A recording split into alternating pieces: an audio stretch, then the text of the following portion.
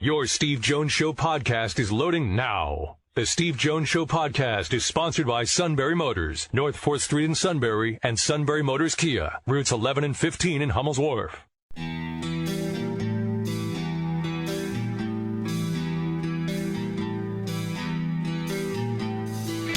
Sports talk where your voice counts. This is the Steve Jones Show on News Radio 1070 WKOK. Now, from the Sunbury Motors Studio, here's Steve Jones.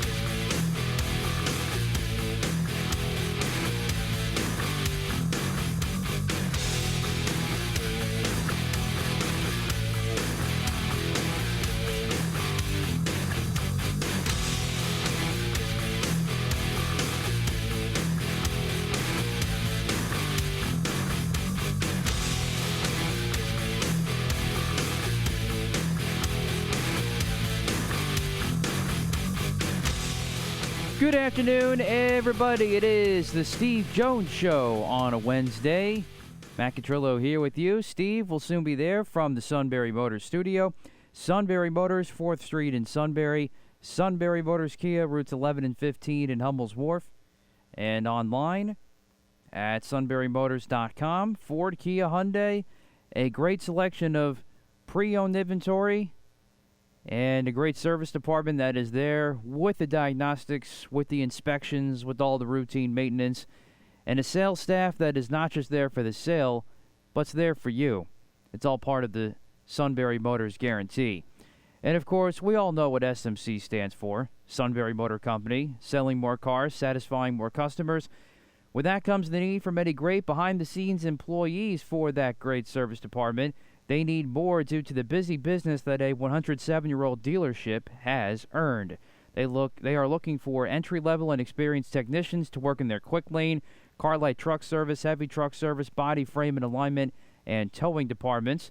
Whether you are an experienced technician, an entry-level technician looking for your first job, or someone looking for a career change, they would love to hear from you. Stop by in person. Apply online at sunburymotors.com, or you can call Todd at 286-7746. We have a monster show coming up today, really for the rest of the week, but today especially. CBS Sports College Football Insider Dennis Dodd at 3:35. SEC on CBS's Brad Nessler at 4:06. Of course, you'll call the game with Gary Danielson on Saturday afternoon between Penn State and Auburn. And then at 4:35 today, we have the voice of the Auburn Tigers. So looking forward to that. Coming up today at 4:35 to talk all things Auburn, go behind enemy lines. Looking forward to talking to Andy Burcham about that, the voice of Auburn, at 4:35 today. Tomorrow, we have our high school football roundtable for Week 4 at 3:35. And then Ernie Accorsi, former Penn Stater himself, former NFL GM, will join us at 4:06 tomorrow. Looking forward to that. And the King is going to join us tomorrow to do the picks for the week. So, there we go. Looking forward to that. And, of course, as always, if you have any questions leading up to this Auburn game, we always want to hear from you. 1-800-795-9565. Steve Jones at WKOK.com. Or, of course, you can hit us up on social media. As far as the game goes, I like Penn State a lot in this game. I know it's a tough environment to go to. I didn't realize they're actually the first Big Ten team overall to play at Auburn. But they are. I know you got the travel logistics. That's kind of a pain. But I just think they're a flat-out better football team right now.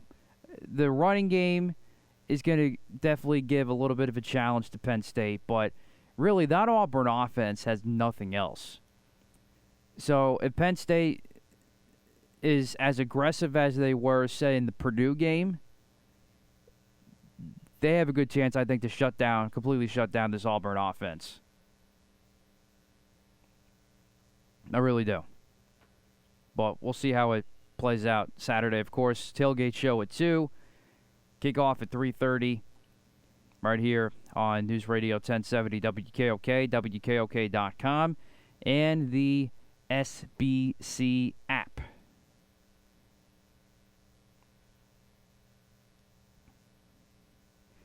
And speaking of that, we'll have Dennis Dodd on today. So the SEC has now directed Georgia and Tennessee to postpone their football series with Oklahoma, given Oklahoma's upcoming conference move. It was scheduled for... Well, check that. And of course, Oklahoma and Texas are scheduled to join the SEC in 2025. So they announced today it directed Georgia and Tennessee to postpone, it says that in quotation marks, scheduled games with Oklahoma because the Sooners are on their way to the SEC. Its reasoning is the second game in each series was to take place after Oklahoma joins the conference, and that led the SEC to next Georgia's game at Oklahoma next season, Oklahoma's game at Tennessee in 2024. And, of course, there's been a lot of speculation surrounding when Oklahoma and Texas could join the SEC, maybe sooner rather than later. Still really no indication, according to Dennis Dodd when he tweeted this out earlier today. We'll see if we get more info from him about this. But that has at least been done, that the SEC has directed Georgia and Tennessee to postpone its scheduled games with Oklahoma, with them joining in 2025.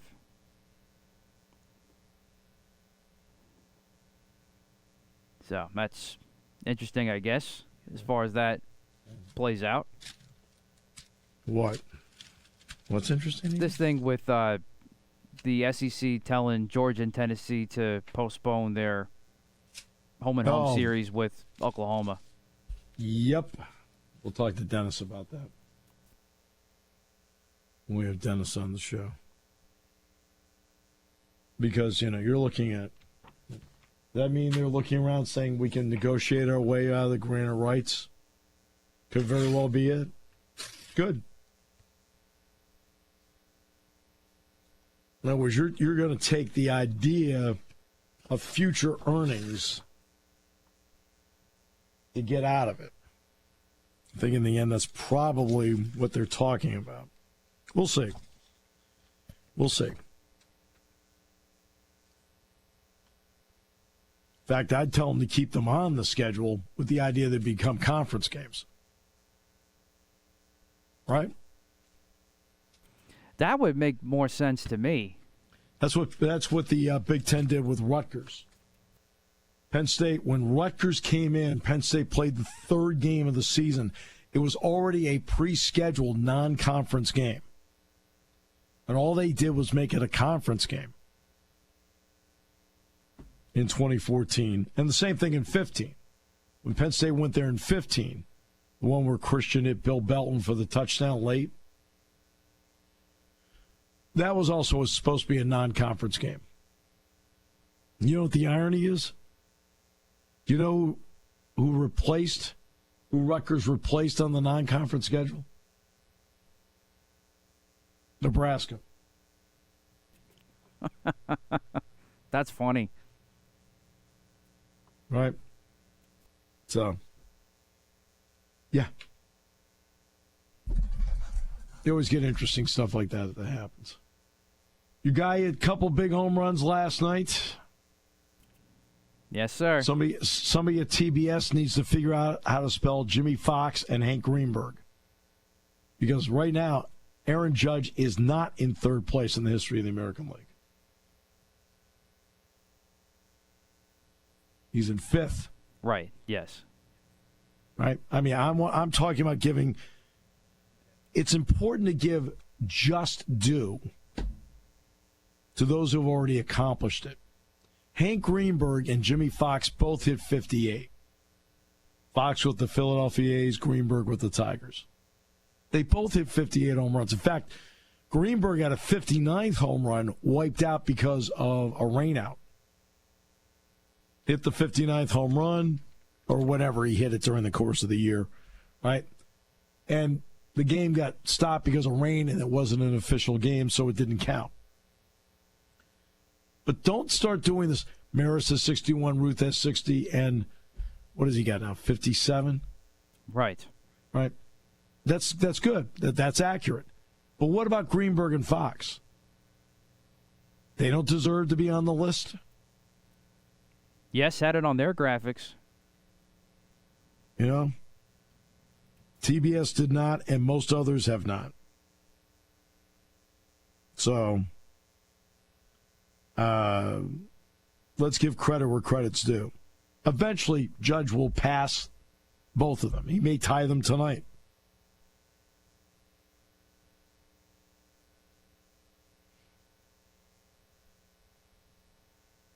And then next year when he's with the Mets. No, that's not what you wanted to hear. No, senor! No, senor! No, senor!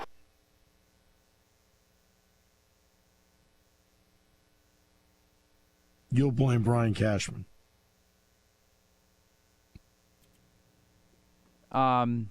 Yes. It's not his money, man. And the Steinbrenners. Everybody in the front office. It's not Brian Cashman's money. Everybody in the front office gets a piece of the blame pie for that one, if that were to happen. And you would be consumed with... It would be a tough day for you. Yeah, it would be. It would be one of the 5 most entertaining shows we've ever had. I wouldn't have to say anything to torture you. I wouldn't have to say a word to torture you. But I really do think... I don't think the Yankees are going to fully collapse and not win the division now, but especially since they were able to win 2 out of 3 against Tampa. But I still think if they don't at least get to the ALCS, I don't think Aaron Judge is coming back to the Pinstripes. I really don't. Look, if they're a first-round elimination in the playoffs and the Yankees offer more money, he's staying with the Yankees. I mean, don't put anything on the winning part. That doesn't mean anything to these guys. Come on. Let's be serious. Okay? You get to the American League Championship Series, you think, I think I'll stay. Not if that dude over there offers more money. That's not how these guys operate. Come on. You can't put anything on, well, what? Well, I'm also given the fact that, the Yankees have gone the cheaper route, too. It means nothing. Doesn't mean anything. Why do you think Mike Trout stayed with the Angels? They gave him $36 million a year. Sort of made it easier. I mean, the Nationals won the World Series after Bryce Harper left. Why do you think Bryce Harper left? No, I get that, but the Yankees got more money. The Yankees already have been gun shy. Don't give me this the legacy and blah blah blah blah blah. They don't care about that. Those cats. Of course they don't now. But what I'm saying is, if you have 2 fairly even big mega deals from the Yankees and the Mets or Dodgers, whoever, I'm saying he might go somewhere else for that reason. Because I think the Yankees will up the ante a little bit.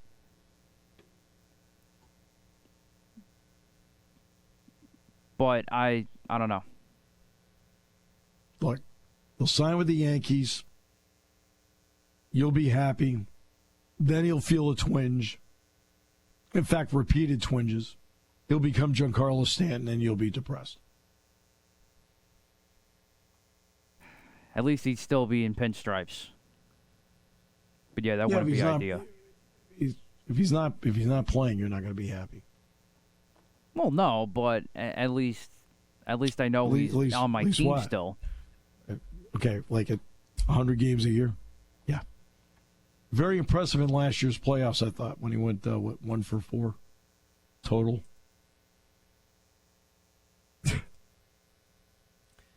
How many times was Babe Ruth walked intentionally when he hit 60 home runs?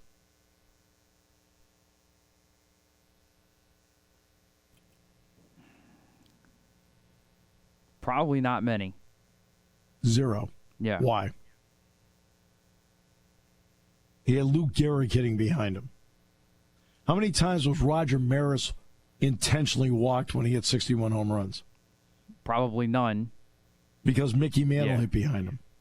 How many times do you think Judge is going to be walked with Giancarlo Stanton behind him, especially after the fourth inning? There's never be anybody afraid of. And I'm not joking. Look at his numbers. Honest to goodness, after the fourth inning, he is ordinary beyond ordinary. And that's not a joke anymore. He's going to get walked left and right in key games because they don't fear the guy in back of him. Well, that's why I'm surprised he hasn't been walked now. 17 times he's been intentionally walked. 17 times. Including last night in the 10th inning. He got intentionally walked. So that was number 17. Gleyber Torres has been tremendous for you. Yes, he has. In the last month. About time he has been consistent. Right, but he has been great. He's the second best bat in your lineup right now. And I don't care how many home runs Giancarlo Stanton hit with the Marlins. He is no threat in this situation right now. None. Oh, I totally agree. He had some Little League style at bats last night that I thought were just flat out embarrassing. I mean, it didn't bother me when they walked Judge. The only thing that bothered me was watching Familia pitch to him. Like, what are you doing? Throw him a strike, will you? Just humor me. Throw one near the plate. Let's just start there. Then I could picture you in the bottom of the 10th inning freaking out when Peralta threw the wild pitch that went into the seats. Yeah, I wasn't thrilled about that. Do you want us to call Lisa and find out what words you used? Actually, no, because she was asleep. You probably woke her up. Almost did. Sad. Dennis Dodd next half hour, right? Is that how we're doing it? Dennis Dodd next half hour? Yes, sir. And then Brad Nessler, 4:06, and Andy Burcham, final half hour. That's our lineup. Decent show today. All right. Great to have you with us on the show. Brought to you by our good friends at Sunbury Motors, 4th Street in Sunbury. Sunbury Motors, Kia, routes 11 and 15. Hummel's Wharf on News Radio 1070 WKOK. Taking your calls at 800-795-9565. This is the Steve Jones Show on News Radio 1070 WKOK. Now from the Sunbury Motors Studio, here's Steve Jones. Sunbury Motors, 4th Street in Sunbury. Sunbury Motors, Kia, routes 11 and 15. Hummel's Wharf online, sunburymotors.com. Ford, Kia, Hyundai, best in new inventory, all with great warranties. Great pre-owned inventory with the Sunbury Motors guarantee. Fabulous service department, and they're looking for even more awesome technicians. Experience, entry level, someone looking for a career change. They would love to hear from you. Stop by in person, apply online at sunburymotors.com, or call Todd at 286-7746. Matt actually believes that somebody would stay with the Yankees because it's the loyal thing to do. No, Matt, they'll stay with the Yankees because they offered more money. Not really the loyalty, it's more of the chance to win. Okay, you haven't won in 13 years, so what have you won? I mean, he can go other places and win. He can go to Houston and win. He can go to the Mets and win. I mean, the Mets are really good. He can go across town. They offer more money. He can go to the Braves and win. He can go to the Dodgers and win. There are a lot of places you can go and win, you know. I know. But if they're right there, they still add a couple pieces. Maybe they put that in part of the talks. They do incentives with the contracts. They do all these sorts of things. I mean, the other teams could do that too.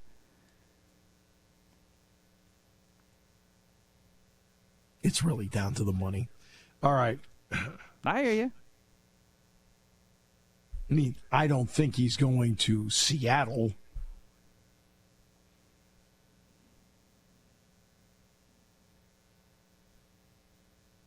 But No. Either way, it will still be one of the biggest failures in Yankees franchise history if they do not re-sign this guy.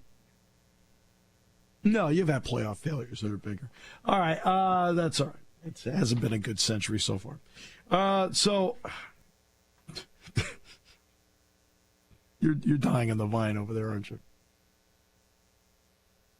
You're dying on the vine. I can tell. No, senor! No, senor! No, senor! They need to listen to you, the voice of the fan. All right. So let's bring in Dennis Dodd now from CBS. Dennis, great to have you with us. Welcome back. I am good, Steve. How are you? Doing great. Thanks for asking. Great column you wrote on the transfer quarterback, because last year when Penn State played Michigan, we're doing the pregame show, and somebody asked about the use of two quarterbacks, McCarthy and McNamara. Now, it turned out in the game they didn't play McCarthy. And I made the comment, I said, look, I'm not there. I said, my guess is they're trying to keep McCarthy from transferring. I said, that's just from 30,000 feet. You wrote about the same thing. I mean, how difficult now is it for people to manage in this culture of transfers?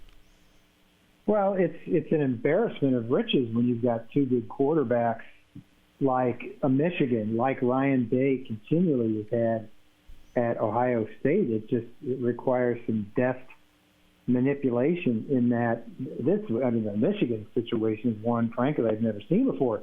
You've got a team captain. I don't think a quarterback has ever been a team captain under Harbaugh, who led the team to the Big Ten title and a playoff berth, threw for whatever it is, 383 yards against Michigan State, is not good enough.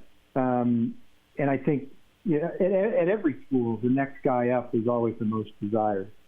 But J.J. McCarthy is the 5-star. He's the better-rated quarterback. You got hints of him last year. Harbaugh did go out of his way to give him a series of snaps every game. And he really directed the battle this year, and then he extended it into the season and then had each quarterback start a game, and he made a decision for this week against UConn to meet J.J. McCarthy. It hints at what a ruthless and bottom line situation it is in college as it is in the NFL. Because now, if you're Cade McNamara, what do you do? Right. I think he's got to transfer. It just becomes a question of when. No, I agree with you. 48% of FBS starting quarterbacks are transfers, which is a remarkable number.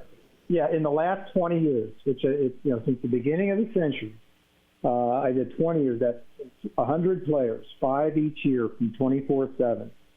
46%, almost half, have transferred. In 2016, every one of them transferred. The top 5 ended up transferring. That ended up being everybody from Shea Patterson, from Ole Miss to Michigan, to Malik Henry, who is really now an afterthought at Florida State. He ended up being a centerpiece on Last Chance U. And since 18, Steve, since the transfer portal was instituted, half of those quarterbacks have transferred. Yeah. Penn State's going to play Auburn, for example. Finley, LSU. Ashford, Oregon. Calzada, Texas A&M. That's their quarterback room. Which is interesting. Yeah. This will be a week where Nebraska plays Oklahoma. No Scott Frost. Look, and you wrote the column, this was the slam dunk hire. Why hasn't it worked? Why didn't it work? You know what? I don't know if I know the answer, because I was one of those in 5 years ago, hook, line, and sinker. I had covered Scott Frost when he won a national championship back in the 90s. He knew the culture. I don't have to tell you he was a perfect fit. He's gone 13-0 at UCF in his prep job. I don't know. It suggests that it's a bigger job there than people thought, and I think it is a bigger job. If for no other reason, remember this, Steve. Figure this out. I think everybody's forgotten the Big Ten, along with the other conferences, are going to go to one division now to match the 2 best teams for playoff purposes. To get the 2 best teams ready for the playoff. Okay. Right. Nebraska goes from, can we get good enough to go to a bowl? Then can we beat Iowa? Then can we beat Wisconsin and maybe win the division? Then we're playing for the title. To now, the next guy, year after year, the standard is getting into the top 2 to play for the Big Ten title. Guess who the top 2 are? Hasn't changed since Woody Hayes and Bo Schembechler was there. Michigan and Ohio State. Nebraska is nowhere near those programs. And that's going to be a big problem for a fan base that expects, and forgets that they're a state of 1.8 million people. I mean, they don't have a natural recruiting area. They don't, and they lost their way when they left the Big 12 for the Big 10. I'm not saying they should be back in the Big 12 because the money's the money. Right. But Nebraska had recruiting grounds. They went to California. They went to New Jersey. They went to Texas. The Big 12 opened up Texas, huge for Nebraska. Missouri, too, they suffered from that when they went to the SEC. And so now you can't answer that question. Where do they recruit? Well, they don't have a natural recruiting ground. They change coaches so much in philosophy, they don't really have it. So they lost their way in that they're now just this Western outpost in a league that's centered in Chicago and New York. They're going to be, whatever this means, they're the closest team to USC and UCLA, 1,500 miles. Yeah. Not exactly a travel partner, but it goes beyond recruiting and bowl games and coaches. They've lost their way. Who's Nebraska's rival? They don't have one. Right. They've got a contrived one with Iowa. Yeah. It's like sold to a sponsor, whatever. But there's no there. So now you and I have talked before about the financial separation between the SEC and the Big Ten compared to everybody else. Might we see down the road ACC, Big 12, Pac-10 coaches now leaving if they are offered a chance at the 2 big conferences to go there because the money might be more?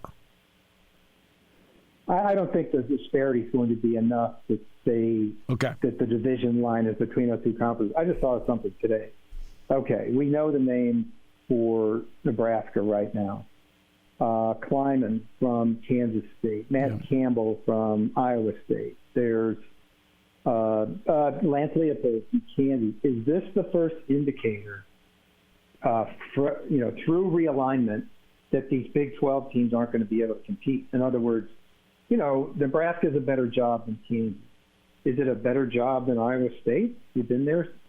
I don't know. Can Iowa State match what a Nebraska would be able to offer? And if not, what does that say about their ability to hire in the future?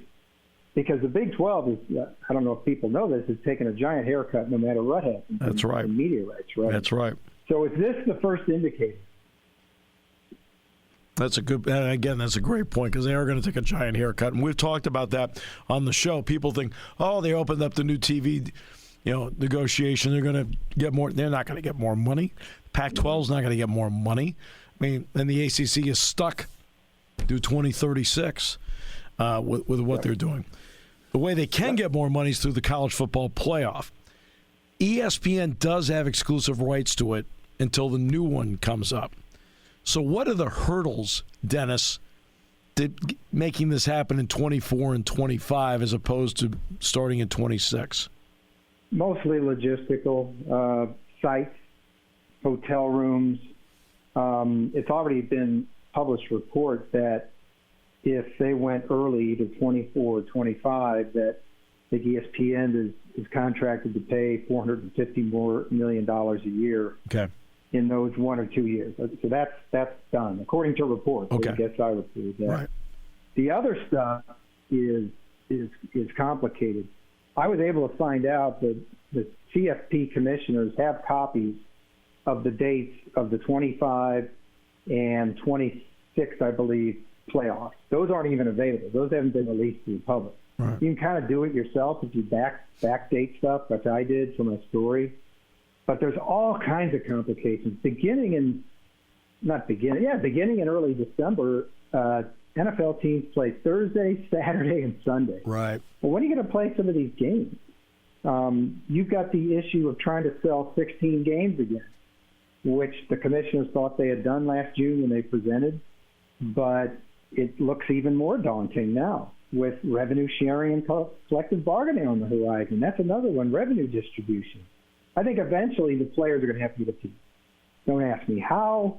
Right. I can offer opinions, but I think we all know they're going to get a piece when it's worth, at a minimum per year, $1.5 billion. And that was going to be my next question about revenue distribution to the players. Kevin Warren, as to his credit, brought it up. Right? How difficult is that going to be to achieve? Because there is not an entity that represents the players, at least at this hour. Well, to be very crass about it, I think you just come to a number where you can call it what you will, an appearance fee, whatever, for what would it be, the 1,200 players in the playoffs. That's 100. I'm just using 100 times 12. Right. And I've already written this. Let's say you give them $32,000. Okay. The math works out with the total I just told you. That's about 2% of what the $1.5 billion. Not a lot, right? Right. You could do it. So whatever the number is, here, sign this that you won't sue us, or whatever the language is. I mean, that's how they do it with these conferences. The group of five is getting 22% now under the current deal. Basically, that was the number they settled on, so the group of five wouldn't say, hey, collusion, monopoly, antitrust. You do the same thing with the players. Just for the playoffs. I mean, there's a separate discussion to be had, overall about compensating players. Do you feel like you're covering stuff now that maybe, you probably thought you might down the road, but covering stuff now when it comes to stories like that, Well, I have been for a while. It's just the frequency of it. Yeah, the frequency. Yeah. It just rolls. It just comes in waves. Just right now, Steve, the SEC directed Oklahoma to postpone Georgia in 23 and Tennessee in 24 from their non-conference schedule. You know what that tells me? Right. That Oklahoma is going to be in the SEC in 23 or 24, maybe as early as next year. Right. That's an indicator to me. So I got to make calls on that. What does that look? And what does that tell us about the Oklahoma and maybe even Texas ability to somehow get its way, maybe financially, a buyout to get out of the grant of rights? Well, I think the new Big 12 commissioner, Brett Yormark, has been public about that he would listen or try to facilitate something like that. Then it would just, I don't know what the number is. I have an idea, but I'm not sure what the number is because there's an early exit penalty. Yeah. And then there would have to be a negotiated buyout from the grant of rights because the grant of rights doesn't go away. It goes on for, what's this year, 4 more years? 4 more years, yeah. 3 more years? Yeah. And so there's no money figure attached to that. You'd have to be let out of that for money. And I would suspect that would be 9 figures. Maybe not, but it would go down as time, each year passes. But that would be a discussion to be had as well. Yeah, I thought Maryland was like $50 million or something like that. Yeah, when they got out of the ACC. And it was fine. They financed it. You remember Rutgers, and I don't know if this is the same thing. Rutgers was grandfathered in to the point where they don't get a full share till 2027. Well, Rutgers borrowed. Yes. borrowed to the Big Ten against future earnings because they were so upside down in the I have mentioned that. I have mentioned 2027 with Rutgers finally being fully vested many times on the show along the way. Somebody got hold of a document. This is big news. The document that it was given to Rutgers. It said by 27, Big Ten teams will be earning $57 million a year. Well, that's out the window, isn't it? Right. I mean, the price of poker's gone up just a little bit more since then. Unreal. We're talking about monopoly money. It's amazing. Yep. Dennis, always a pleasure. Love talking about this stuff with you because you know it so well. Thank you so much for your time. Appreciate it. All right, Steve. Thank you. Dennis Dodd, CBS Sports. Brad Nessler next half hour. All these people will not be talking about Aaron Judge. I mean, just so you know. Yeah, that's okay. Well, no, I mean, he's like, God, he would look good in the blue and orange. Don't you think? Doesn't have to move. Get the lingerie on the deck. Call the janitor.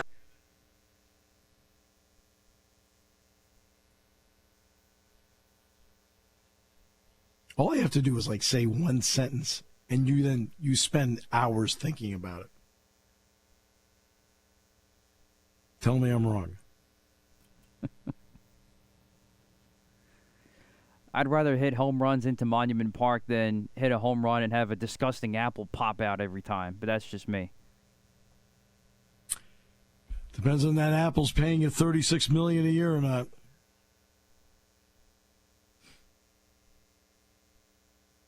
You don't think money rules in this. You think it's like we have a chance to win. No, I know money rules. Pinstripes. Yeah. It's like no, it's about cash. Come on. No, but I'm saying is he's going to use the money. He'll take the money. There's no question. It's number one, but he'll also use it as an example to weasel out of being in the criticism of the Pinstripes from a underachieving team and then go somewhere else.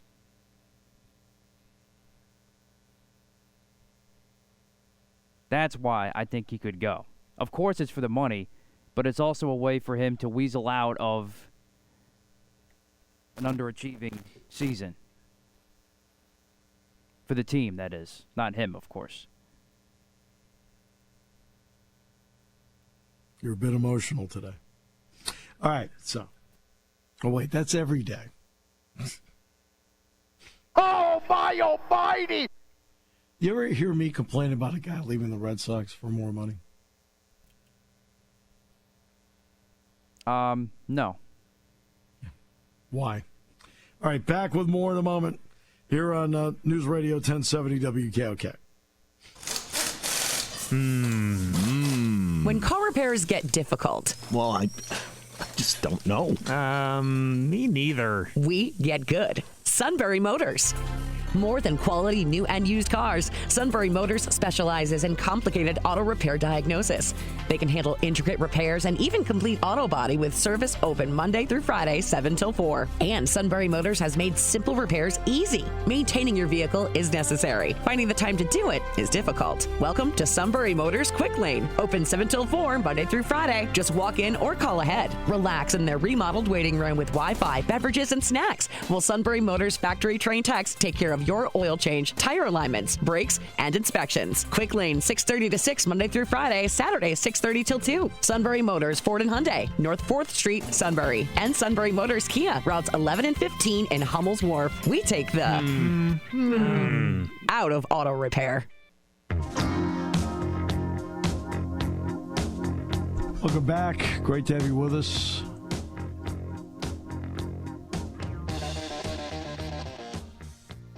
Brad Nessler next half hour. Then Andy Burcham in the final half hour. All right. Play-by-play voice of Auburn.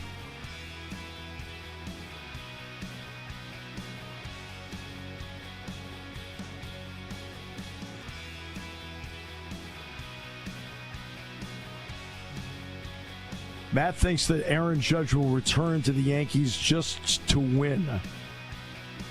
He's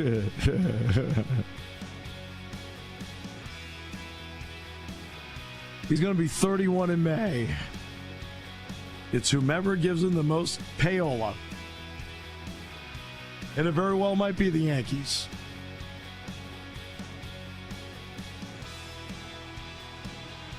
Now he's going to stay up all night thinking about this. Won't you?